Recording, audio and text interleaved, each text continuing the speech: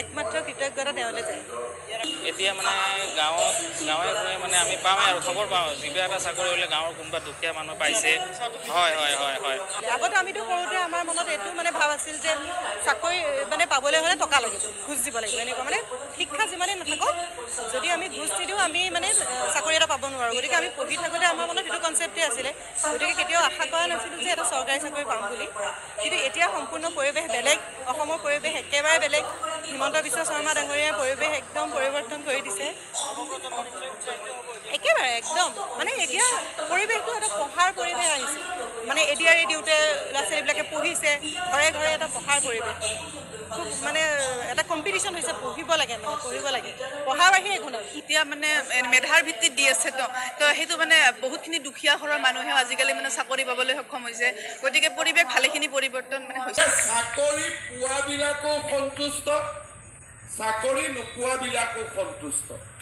সেইকাৰণে চাকৰি পোৱাৰ পিছত আজি আমাৰ হাইকোৰ্টত চাকৰিৰ প্ৰক্ৰিয়াটোক চেলেঞ্জ কৰি এক প্ৰকাৰ গোচৰ নাই বুলি আমি ক'ব পাৰোঁ। কাৰণ চৰকাৰখনৰ স্বচ্ছতা আৰু চৰকাৰখনে যে মেধা সম্পন্ন ছাত্ৰ ছাত্ৰীক নিযুক্তি দিব খুজিছে তাক লৈ আজি কাৰো মনত সন্দেহ নাই। প্ৰথম 2 বছৰ বিধানসভাত বিৰোধীয়ে মোক সদায় সোধে যে 1 লাখ চাকৰি কেতিয়া হ'ব। তেতিয়া মই কৈছিলোঁ যে মোৰ 5 বছৰৰ প্ৰতিশ্ৰুতি 1 লাখ আছিলে, কিন্তু মই 1.5 লাখ পাৰ কৰি যাম আৰু 2 লাখৰ ওচৰ চাপিম। যেতিয়া লাহে লাহে নিযুক্তিবোৰ দেখিব আৰম্ভ কৰিলে বিৰোধীয়ে চাকৰি কথাটো বাদ দিলে। আপোনালোকে নিশ্চয় দুইটা ভিডিঅ' ক্লিপ দেখিলে। প্ৰথমতে দুজন নিৰ্বাচিত প্ৰাৰ্থীৰ তেওঁলোকৰ যিটো প্ৰতিক্ৰিয়া, সেই প্ৰতিক্ৰিয়াটো আপোনালোকে শুনিলে। তেখেতলোকে কৈছে যে নিকা আৰু স্বচ্ছ যি নিযুক্তি তাৰ ফলত মেধাৰ ভিত্তিত নিযুক্তি পাবলৈ সক্ষম হৈছে। কোনো টকা পইচাৰ ইয়াত কথা নাই, কাকো তামোল এখনো খুৱাবলগীয়া হোৱা নাই।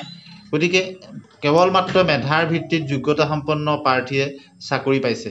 ইয়াতকৈ আৰু নিবনুৱা যুৱক যুৱতীলৈ গৌৰৱৰ দিন আৰু বেলেগ নাই বুলি ক'ব লাগিব। কিয়নো প্ৰকৃত মেধা সম্পন্ন যুৱক যুৱতীয়ে নিকা আৰু স্বচ্ছভাৱে নিযুক্তি পাইছে আৰু যুৱক যুৱতীৰ মনত এটা আত্মবিশ্বাস গঢ় লৈ উঠিছে যে যদি ভালদৰে পঢ়া শুনা কৰা হয় তেনেহ'লে এই নিকা আৰু স্বচ্ছ নিযুক্তিত আমিও অংশীদাৰ হ'ব পাৰিম।